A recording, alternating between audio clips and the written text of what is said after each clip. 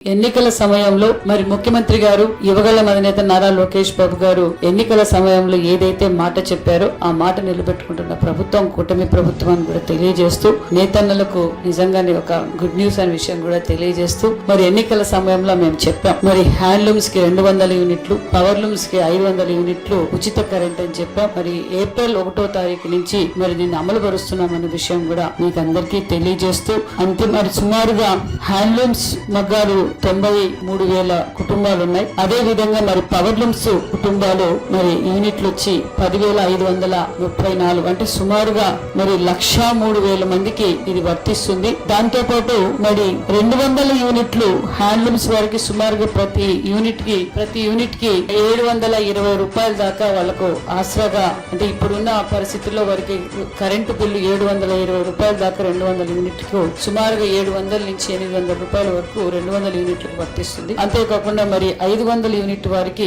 1800 నుంచి 2000 రూపాయల వరకు కూడా వారికి అదనంగా మనము సహకరించినట్లన్న విషయం కూడా మీకు తెలియజేస్తూ మరి చేనేతలకు మరి అదే కాకుండా ఎన్నికల సమయంలో మనం మాట ఇచ్చాం. ఆ మాట ప్రకారం 50 సంవత్సరాలకే 4,000 పెన్షన్ అన్నాం. మరి ఆ 4,000 పెన్షన్ కూడా మేము 50 సంవత్సరాలకి అందజేస్తున్నాం. గతంలో అయితే 3,000 వచ్చేది, 3,000 కూడా 5 సంవత్సరాలు అయింది ఆ పెన్షన్ పెంచడానికి, 3,000 ఉండింది. మరి మనం ఎన్నికల సమయంలో మాట చెప్పినట్లుగా 4,000 రూపాయల పెన్షన్ 50 సంవత్సరాలకే చేనేతలకు అందజేస్తున్నాం.